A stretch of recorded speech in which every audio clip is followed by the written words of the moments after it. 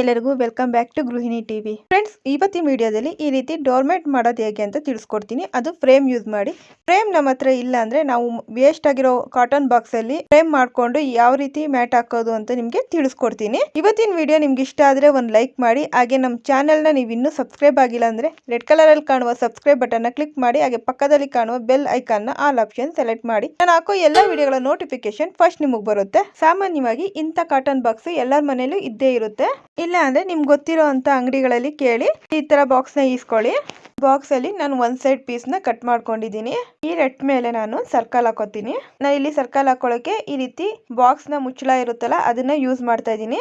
Use ಮಾಡಿ circle ಹಾಕೋತಾ ಇದೀನಿ. ನಿಮ್ಗೆ ಯಾವ ರೀತಿ ಆಗುತ್ತೋ ಆ ರೀತಿ ಇದ್ರ ಮೇಲೆ ಸರ್ಕಲ್ ಹಾಕೊಳ್ಳಿ. ಈ ರೀತಿ ಸರ್ಕಲ್ ಹಾಕೊಂಡ ಮೇಲೆ ನೀಟಾಗಿ ಕಟ್ ಮಾಡ್ಕೋಬೇಕು. ನಾನು ಕಟ್ ಮಾಡ್ಕೊಂಡಿರೋಂತ ಸರ್ಕಲ್ ಬಂದು 13 ಇಂಚಸ್ ಇದೆ. ಇದು ಸ್ಮಾಲ್ ಸೈಜ್ ಆಯ್ತು. ನಿಮ್ಗೆ ಏನಾದ್ರೂ ದೊಡ್ಡ ಬಾಕ್ಸ್ ಸಿಕ್ಕಿದ್ರೆ ಒಂದ್ 20 ಇಂಚಸ್ ಅಗಲ ಬರೋ ತರ ಕಟ್ ಮಾಡ್ಕೊಳ್ಳಿ.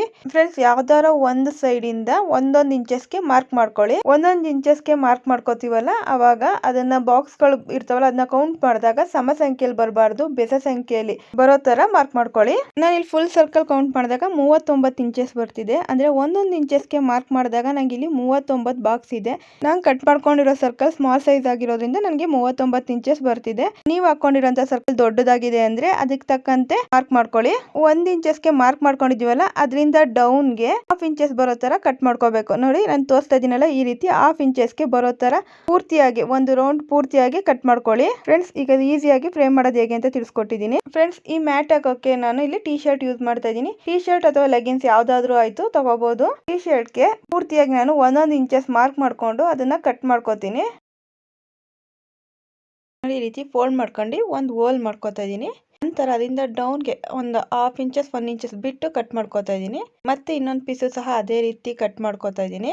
ಈ ರೀತಿ ಹೋಲ್ ಮಾಡ್ಕೊಂಡಿರೋ ಪೀಸ್ ನ ಒಂದ್ರ ಮೇಲೆ ಒಂದು ಅಂದ್ರೆ 2 ಪೀಸ್ ಗಳಿದೆಯಲ್ಲ ಆ 2 ಪೀಸ್ ಒಂದು ಹೋಲ್ ಮೇಲೆ ಇನ್ನೊಂದು ಹೋಲ್ ಬರೋ ತರ ಇಟ್ಕೋಬೇಕು. ಈ ರೀತಿ ನಾನು ತೋರಿಸ್ತಾ ಇದೀನಲ್ಲ ಈ ರೀತಿ ಇಟ್ಕೊಂಡು ಕೆಳಗಡೆ ಇರೋ ಪೀಸ್ ನ ಈ ಹೋಲಿಂದ ಕೆಳಭಾಗಕ್ಕೆ ಎಳ್ಕೊಂಡು ಲಾಕ್ ಮಾಡ್ಕೊಳ್ಳಿ. ನಂತರ ಇದನ್ನ ಸ್ವಲ್ಪ ಸ್ಪ್ರೆಡ್ ಮಾಡ್ಕೊಳ್ಳಿ. ಈ ರೀತಿ ತುಂಬಾ ಜಾಸ್ತಿ ಎಳ್ಕೋಬೇಡಿ, ಲೈಟ್ ಆಗಿ ಸ್ವಲ್ಪ ಎಳೆದು ಸ್ಪ್ರೆಡ್ ಮಾಡ್ಕೊಳ್ಳಿ. ಈ ರೀತಿ ನಿಮ್ಗೆ ಇಷ್ಟ ಇಲ್ಲ ಅಂದ್ರೆ ಸ್ಟಿಚ್ ಮಾಡ್ಕೊಳ್ಳಿ. 2 ಪೀಸ್ ಸ್ಟಿಚ್ ಮಾಡ್ಕೊಳ್ಳಿ. ನೋಡಿ, ಒಂದು ಯಾವ್ದಾರ ಒಂದು ಸೈಡ್ ಈ ರೀತಿ ಪೀಸ್ ನ ಸೇರ್ಸ್ಕೋಬೇಕು. ಸೇರ್ಸ್ಕೊಂಡು ಹಿಂಬದಿಲಿ ಸೆಲೋ ಟೇಪ್ ಇಂದ ಈ ಪೀಸ್ ಜರಗ್ದಂಗೆ ಟೈಟ್ ಆಗಿ ಅಂಟಿಸಿ. ಈಗ ನಾವು ಫಿಕ್ಸ್ ಮಾಡಿದ್ವಲ್ಲ ಅದರ ಅಪೋಸಿಟ್ ಸೈಡ್ ಗೆ ನಾನು ಇದನ್ನ ಸೇರ್ಸ್ಕೊತಾ ಇದೀನಿ. ಮತ್ತೆ ಅದ್ರ ಪಕ್ಕದಲ್ಲಿ ಇದೆಯಲ್ಲ ಅದರಿಂದ ಮೇಲಕ್ಕೆ ತಗೋಬರ್ತಾ ಇದೀನಿ. ಮತ್ತೆ ಅದನ್ನ ಇಂಟು ಶೇಪ್ ಅಲ್ಲಿ ತಗೊಂಡು ಫಸ್ಟ್ ಫಿಕ್ಸ್ ಮಾಡಿದ್ವಲ್ಲ ಅದ್ರ ಪಕ್ಕ ಅಂದ್ರೆ ಲೆಫ್ಟ್ ಸೈಡ್ ಅಲ್ಲಿ ಸೇರ್ಸ್ಕೊತಾ ಇದೀನಿ. ಮತ್ತೆ ಅದ್ರ ಪಕ್ಕದಲ್ಲಿ ಕಟ್ ಮಾಡಿದ್ವಲ್ಲ ಅದರಿಂದ ಮೇಲ್ಭಾಗಕ್ಕೆ ತಗೋಬರ್ತಾ ಇದೀನಿ. ಇದೇ ರೀತಿ ಪೂರ್ತಿಯಾಗಿ ಎಷ್ಟು ನಾವು ಕಟ್ ಮಾಡ್ಕೊಂಡಿದೀವೋ ಅದರಲ್ಲೆಲ್ಲ ಸೇರಿಸಿ ಇದೇ ರೀತಿ ತಗೊಳ್ಳಿ. ಇದು ತಗೋಬೇಕಾದ್ರೆ ಜಾಸ್ತಿ ಟೈಟ್ ಆಗಿ ಎಳೆಯಕ್ ಹೋಗ್ಬೇಡಿ, ಸ್ವಲ್ಪ ಲೂಸ್ ಆಗಿ ಕುತ್ಕೊಳ್ಳಿ. ನಾನು ಪೂರ್ತಿ ಹಾಕೊಂಡಿದೀನಿ ನೋಡಿ. ಈಗ ಇಲ್ಲೊಂದು ಮಾತ್ರ ಸಿಂಗಲ್ ಬಂದಿದೆ, ಯಾಕಂದ್ರೆ ಬೆಸ ಸಂಖ್ಯೆಯಲ್ಲಿ ಹಾಕೊಂಡಿದ್ವಲ್ಲ ಅದಕ್ಕೆ. ಇದಕ್ಕೆ ಆಪೋಸಿಟ್ ಇಲ್ಲ. ಇದರಿಂದ ಈಗ ಎಂಡ್ ಆಗಿದೆಯಲ್ಲ ಇದು ಈ ದಾರದಿಂದ ಈ ಪೂರ್ತಿಯಾಗಿ ಇಷ್ಟು ದಾರಗಳನ್ನು ಸೇರಿಸಿ ನಾಟ್ ಹಾಕೋಬೇಕು. ಒಂದು ಟೈಟ್ ನಾಟ್ ಹಾಕೊಳ್ಳಿ. ನಾಟ್ ಹಾಕೊಂಡಾದ್ಮೇಲೆ ತುದಿಗೆ ಅಂದ್ರೆ ದಾರದ ತುದಿಗೆ ಒಂದು ಪಿನ್ ಹಾಕೊಳ್ಳಿ. ನೋಡಿ, ಒಂದ್ ದಾರ ಬಿಟ್ಟು ಇನ್ನೊಂದ್ ದಾರದಿಂದ ಒಳಭಾಗದಲ್ಲಿ ತರಬೇಕು. ಇದೇ ರೀತಿ ಪೂರ್ತಿಯಾಗಿ ತರಬೇಕು. ನೋಡಿ, ನಾನು ಹಾಕಿ ತೋರಿಸ್ತೀನಲ್ಲ, ಫಸ್ಟ್ ಒಂದ್ ಸ್ವಲ್ಪ ಹಾಕಿ ತೋರಿಸ್ತೀನಿ. ಈ ರೀತಿ ಇದು ತುಂಬಾ ಈಸಿಯಾಗಿ ಬೇಗ ಹಾಕಿ ಮುಗಿಸ್ಬಿಡ್ಬೋದು. ಫ್ರೇಮ್ ಮಾಡ್ಕೊಂಡಾದ್ಮೇಲೆ ನೋಡಿ ಈ ರೀತಿ ಪೂರ್ತಿಯಾಗಿ ಹಾಕೋಬೇಕು.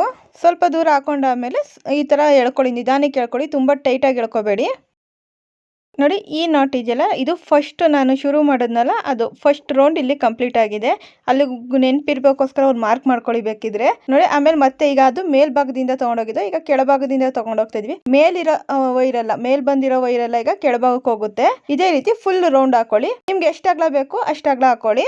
ಫ್ರೆಂಡ್ಸ್, ಈಗ ಒಂದು 5 ಲೈನ್ ಹಾಕೊಂಡಿದ್ದೀನಿ. ಇಲ್ಲಿ ಸ್ಟಾರ್ಟ್ ಮಾಡಿದ್ನಲ್ಲ ಆ ಜಾಗದಲ್ಲಿ ಒಂದು ಮಾರ್ಕ್ ಮಾಡ್ಕೊಂಡಿದ್ದೀನಿ. ಆ ಜಾಗಕ್ಕೆ ನಾನು ಎಕ್ಸ್ಟ್ರಾ ಇರೋ ಕ್ಲಾತ್ನ ಕಟ್ ಮಾಡ್ಕೋತಾ ಇದ್ದೀನಿ. ನಂತರ ಇನ್ನೊಂದು ಕಲರ್ನ ಇದಕ್ಕೆ ಜಾಯಿಂಟ್ ಮಾಡ್ಕೋತಾ ಇದ್ದೀನಿ. ಸೇಮ್ ಮೊದಲು ನಾವು ಜಾಯಿಂಟ್ ಹೇಗೆ ಮಾಡಿದ್ವೋ ಅದೇ ರೀತಿ ಈ ಕಡೆ ಈ ಕ್ಲಾತನ್ನು ಸಹ ಜಾಯಿಂಟ್ ಮಾಡ್ಕೋಬೇಕು. ಮತ್ತೆ ಇದೇ ರೀತಿ ಎಣ್ಕೊಂಡು ಹೋಗ್ಬೇಕು. ನಿಮ್ಗೆ ಎಷ್ಟು ಅಗಲ ಬೇಕೋ ಅಷ್ಟು ಅಗಲಕ್ಕೆ ಪೂರ್ತಿಯಾಗಿ ಎಣ್ಕೊಳ್ಳಿ. ನಾನು ಪೂರ್ತಿಯಾಗಿ ಹಾಕೋ ಬಂದು ನಿಮಗೆ ತೋರಿಸ್ತೀನಿ. ಫ್ರೆಂಡ್ಸ್ ನಾನೀಗ ಪೂರ್ತಿಯಾಗಿ ಹಾಕೊಂಡಿದ್ದೀನಿ ನೋಡಿ. ನಾನು ಸ್ಟಾರ್ಟಿಂಗಲ್ಲಿ ಫಸ್ಟ್ ಪೀಸ್ನ ಎಲ್ಲಿ ಜಾಯಿಂಟ್ ಮಾಡಿದ್ನೋ ಅಲ್ಲಿವರೆಗೂ ಹಾಕೊ ಬಂದಿದ್ದೀನಿ.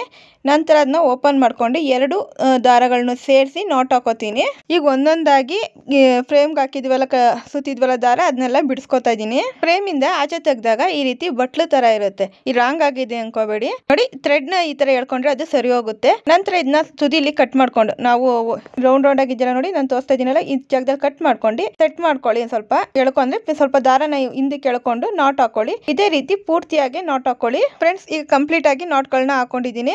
ಎಕ್ಸ್ಟ್ರಾ ಇರೋಂಥ ಥ್ರೆಡ್ಗಳು ಅಂದ್ರೆ ಉದ್ದ ಇದೆಯಲ್ಲ ಅದನ್ನ ಸಮವಾಗಿ ಕಟ್ ಮಾಡ್ಕೊಳ್ಳಿ. ಒಂದೇ ಈಕ್ವಲ್ ಆಗಿ ಬರೋ ತರ ಕಟ್ ಮಾಡ್ಕೊಳ್ಳಿ. ಫ್ರೆಂಡ್ಸ್ ಇವತ್ತಿನ ಡೋರ್ಮ್ಯಾಟ್ ಐಡಿಯಾ ನಿಮ್ಗೆ ಇಷ್ಟ ಆದ್ರೆ ಒಂದು ಲೈಕ್ ಮಾಡಿ. ಹಾಗೆ ನಮ್ಮ ಚಾನೆಲ್ ನ ನೀವು ಇನ್ನೂ ಸಬ್ಸ್ಕ್ರೈಬ್ ಆಗಿಲ್ಲ ಅಂದ್ರೆ ಸಬ್ಸ್ಕ್ರೈಬ್ ಮಾಡ್ಕೊಳ್ಳಿ. ನಿಮ್ಮ ಅಭಿಪ್ರಾಯ ಮತ್ತು ಅನಿಸಿಕೆಗಳನ್ನು ಕಮೆಂಟ್ ಮೂಲಕ ತಿಳಿಸಿ. ನಿಮ್ಮ ಫ್ರೆಂಡ್ಸ್ಗಳಿಗೂ ಈ ವಿಡಿಯೋನ ಶೇರ್ ಮಾಡಿ. ಮತ್ತೊಂದು ವಿಡಿಯೋದಲ್ಲಿ ಮತ್ತೆ ಸಿಗ್ತೀನಿ. ಅಲ್ಲಿವರೆಗೂ ಥ್ಯಾಂಕ್ ಯು ಅಂಡ್ ಬಾಯ್.